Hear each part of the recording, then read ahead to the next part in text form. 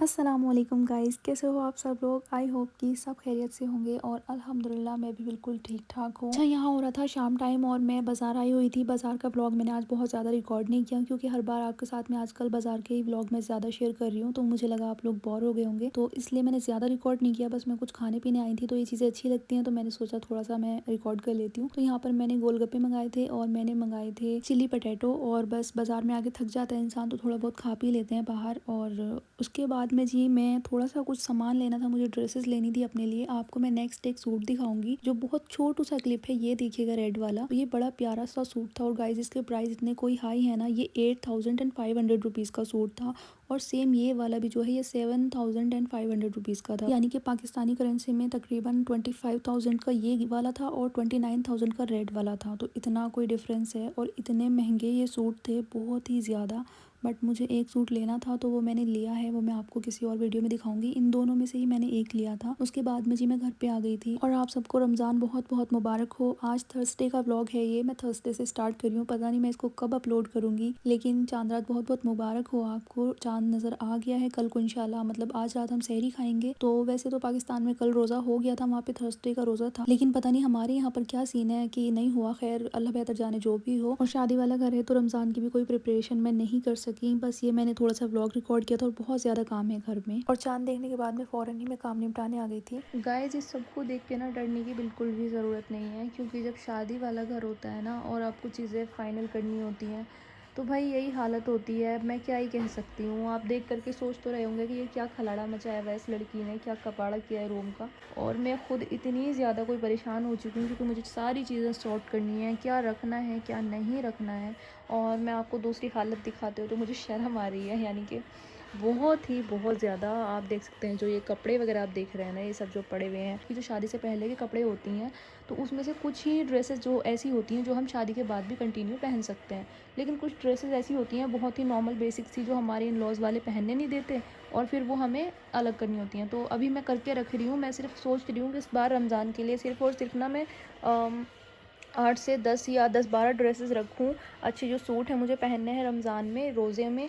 और जो बाकी के ड्रेसेस हैं मेरे पास में जो मैं शादी के बाद नहीं पहन सकती, तो जाहिर बात है मेरे पास ज़्यादा टाइम नहीं होगा ईद के बाद। मैं क्या करूँगी कि अभी ही मैं उनको अलग करके रख दूँगी और जो नए ड्रेसेस हैं मेरे वो पहन पहन के मुझे रमज़ान में पुराने करने हैं। बाकी तो ये देख ही सकते हैं आप, ये पता नहीं इसमें क्या क्या चीज़ें हैं, इसमें भी कपड़े हैं। और ये मैंने शीरवाल मंगाया हुआ है, मुझे बहुत पसंद है तो ये मैंने इफ्तारी के लिए मंगाया हुआ है। ये कुछ ड्रेसेस वगैरह पड़ी हुई है मेरी। और इधर फ्रिज है, ऊपर अभी मेरा वो रखा है बाथरूम सेट मैंने ऊपर रख दिया हुआ है। और इतनी कोई खलड़ा मचा हुआ है ना रूम में, पूरा रूम भरा हुआ है। मैं रमज़ान से पहले सफाई करने का मैंने सोचा था बट नहीं हुआ पॉसिबल। और ये चीज़ें जो आप देख रहे हैं ना, ये सब चीज़ें ये मेरी नोटबुक्स हैं गाइस। पता नहीं मुझे क्या शौक़ था कि मैं अपने हर एक क्लास की ना नोटबुक रखती थी संभाल करके।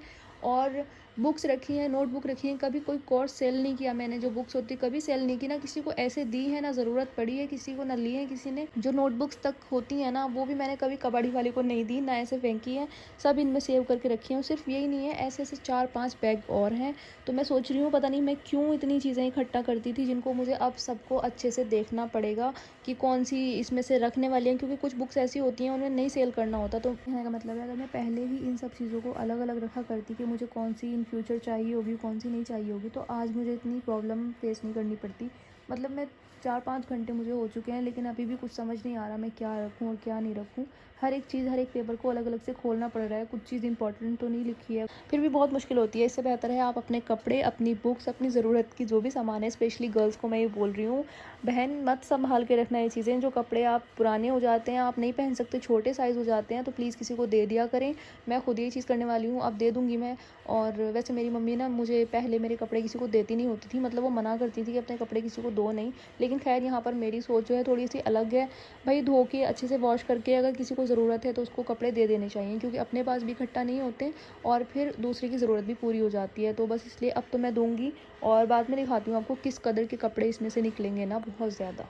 अच्छा, ये है नेक्स्ट डे का व्लॉग। मैंने रात को कोई व्लॉग रिकॉर्ड नहीं किया, सहरी भी नहीं रिकॉर्ड कर पाई मैं, मेरी तबीयत ठीक नहीं थी। तो अभी हमने नमाज़ पढ़ी है ज़ोहर की और उसके बाद में मैं अपने सूट की कटिंग करने लगी हूँ यहाँ पर। और ये पता नहीं किस चीज़ का प्राइस था, खैर ये सूट का तो बिल्कुल भी नहीं था। तो मैं ये वाला सूट स्टिच करूँगी, इसलिए मैं इसकी कटिंग कर रही हूँ। 3-4 सूट मुझे अभी कटिंग करने हैं और वो पिंक वाला सूट तो आपने मेरे कई व्लॉग में देखा होगा। और इंशाल्लाह रमज़ान के प्रॉपर व्लॉग आएंगे। मैं बहुत जल्दी एक्टिव होने वाली हूँ। और मैंने आज सहरी इफ्तारी कुछ भी नहीं बनाया था, अम्मी ने ही इफ्तारी बनाई थी। काफ़ी सारी चीज़ें थी पर मेरी तबीयत अच्छी नहीं थी, इसके लिए बस मैंने यहाँ पर 3-4 चीज़ें ली थी। फ्रूट लिए थे कुछ और मैंने लिया था ये छाछ फुल्की और मैंने ली थी पकौड़ी, थोड़ी सी आलू की पकौड़ियाँ। तो बस मेरे कज़न वगैरह एक तरफ बैठ के इफ्तार कर रहे थे। मैंने कहा तुम मुझे साइड में ये चीज़ें दे दो, बाकी तो आप लोग खा लो, मेरा मन नहीं था कुछ खाने का ज़्यादा। और ये इफ्तार का टाइम हो गया था। अल्हम्दुलिल्लाह रोज़ा बहुत अच्छा गुजरा। आप लोग बताइएगा आपके रोज़े कैसे गुजर रहे हैं। और इंशाल्लाह मैं आपको अच्छे से रूटीन के साथ मिलूंगी, क्योंकि रोज़ा और नमाज तो सबसे पहले है, तो इसलिए कोई भी चांस नहीं है कि मैं और कामों की वजह से यहाँ ज़्यादा ध्यान ना दूँ। अल्लाह माफ़ करे, ऐसा कभी नहीं होना चाहिए।